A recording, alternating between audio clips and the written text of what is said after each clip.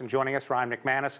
He's the founder of Share Mobility, a smart transportation management company. Welcome to the program, Ryan. Appreciate it. Hi, Sean. I want to begin talking about the economic tariffs on Chinese EV makers and the effect that it's going to have on the global market, because 1 in every 5 cars right now in the European Union is a Chinese EV, at least the EVs that are sold there. But this could really have a very chilling effect, and probably will if it remains this way. Yeah, well, when it comes to the tariffs, everyone's trying to be the big guy. But the tariffs are really a short-term fix, and they're a reaction to some geopolitical dynamics that are fairly unrelated to the global demand for electric vehicles. And the automakers, they themselves have much more control over influence on the shift from gas to electric. Yeah, but really they have to do everything they can to push back. And I guess it's no surprise that Canada is following suit with what the U.S. and the EU did. To what degree do you think that is going to have even more effect here in North America? Well, I think that the tariffs are going to have an impact on the supply chain of vehicles significantly, potentially even more than the vehicles themselves.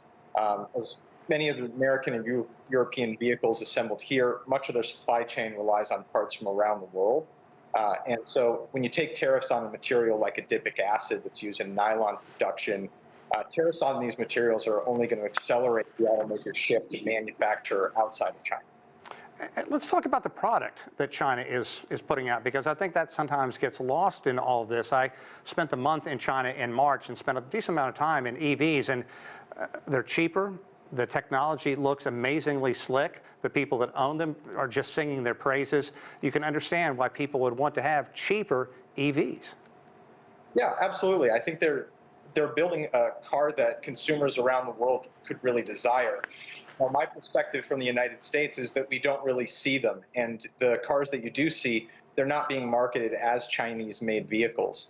So, my perspective, I don't see it as much here in the United States, but in Europe, they've adopted them more than maybe anywhere else.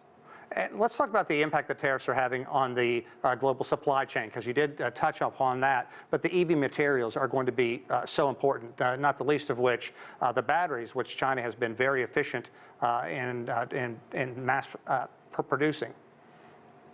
I think you can attribute most of the cost advantage that Chinese-made EV vehicles have is on the battery themselves. They've had a cost advantage for quite a while.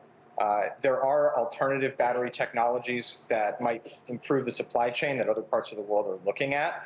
But as long as China has an advantage in making batteries, I think they're going to have a cost leadership position on selling the vehicles. So where can China turn to sell their EVs? Latin America, we know that there are certain issues down there. Argentina's economy is certainly suffering. Is the continent of Africa and South America, are those two places that are embracing Chinese EVs right now? Yeah, I think they're going to probably try to take attempts to solve this politically before shifting all of their sales and marketing efforts to moving them into a new market. But they may look at creating partnerships with automakers in different parts of the world that allow them to start gaining access to those markets where today they're kind of blocked out. They might be able to share that technology and share the advantage they have on the batteries. Some of these startups also are kind of looking at going after lower cost emerging markets where their vehicles are going to be really, really desired. So you might look at the African market as a huge potential for Chinese-made vehicles. Well, we know that Donald Trump wants to significantly bump up tariffs if he becomes the next president, and certainly Vice President Kamala Harris has indicated she wants to keep the measures that Joe Biden has in place here in the United States. There's been discussion about building Chinese EVs in Mexico, then bringing them to the United States, perhaps getting around the tariff that way. Could that work?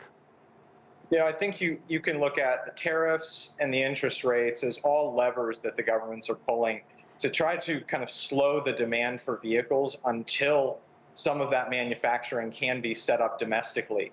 They're competing over chips, they're competing over materials like adipic acid, and they're going to kind of keep those interest rates high and keep those tariffs in place until some of that manufacturing can be set up, and it's not far off. We've made a lot of progress in the last few years. Interesting. Kind of give me your outlook for this sector as a whole, because there has been pushback in the United States. A lot of people basically say they like their traditional gas-powered vehicles. We know last winter during that cold break, a lot of the Teslas, their batteries didn't perform well. And if indeed these tariffs come through, they're going to be very expensive. How difficult is it going to be for the EV to catch on in the United States? And compare that to China and the EU, especially China, where it's just taken over. From a consumer experience, in a lot of ways, the electric vehicle is superior. It's a great driving experience, has significantly lower maintenance costs, plus there's the environmental advantage. I think the automakers are having significant influence in actually delaying some of that adoption while they still have significant investments in ICE vehicles. There's been a pattern of heavy promotion of new electric vehicle technologies and then under delivering as far as manufacturing capacity as well as knowledge down to the dealership level. And so I think until the automakers really decide that they want to get into the electric vehicle business, I think we're still going to see small growth year over year. And then you have the grid capacity to consider, is that only so much of the market can move from gas to electric every year without the grid being overloaded.